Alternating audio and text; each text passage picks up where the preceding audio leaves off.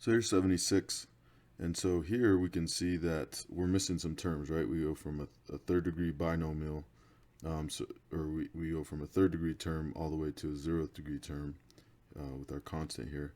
And so we need to fill in and hold the place of those missing terms, right? So when we set this up, 2y minus 1 as our divisor, and then we put in our dividend, 8y cubed, and then we're going to put in a plus 0y squared and a plus 0y to the first before our minus 1. Okay, and this will hold the place of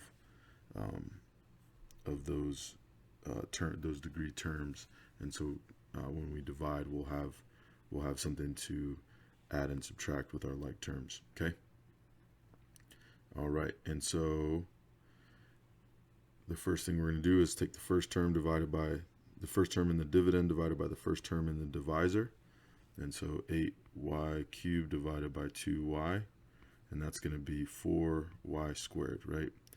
So 8 divided by 2 is 4, and y cubed divided by y to the first, 3 minus 1 is 2, right? If we're using our quotient rule of exponents, right? And so we put a 4y squared here, so this term goes right here. Now we're going to multiply. 4y squared times 2y is 8y cubed. These match up once again, and that confirms that we have the right value here. 4y squared times negative 1 is negative 4y squared. Okay, so now we subtract, right? So we're going to change the signs. This turns to a negative, this turns to a positive. Okay, so then the 8y cubes cancel out, and we end up adding 0y squared plus 4y squared, so that's just going to be 4y squared. Okay, and then we bring down the 0y. Okay, so now we're going to do first term here divided by first term here. So 4y squared divided by 2y.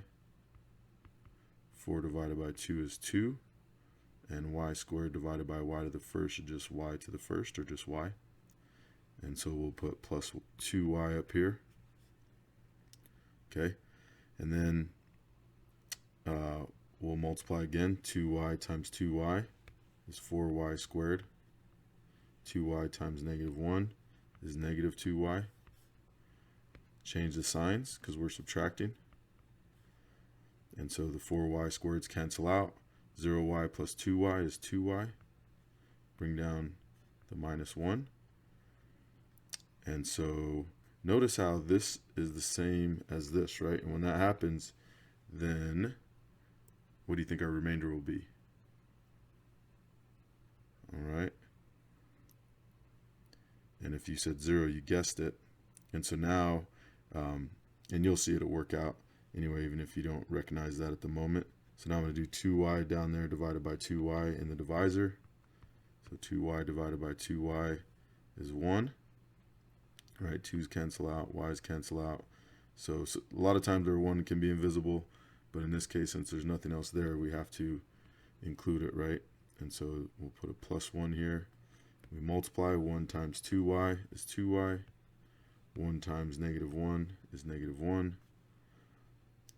And so now we subtract, change the sign of the 2y to a negative, change the sign of the 1 to a positive, and both these cancel out, right? And so that means our remainder, like you talked about, there's another example. Our remainder is going to be 0, okay? All right, so here our answer is just 4y squared plus 2y plus 1, remainder 0, right? And you don't have to put remainder 0 if that's the case. You can just leave it as this as your answer, but just to be explicit, I'll put it here since we're a lot of these problems do have remainders.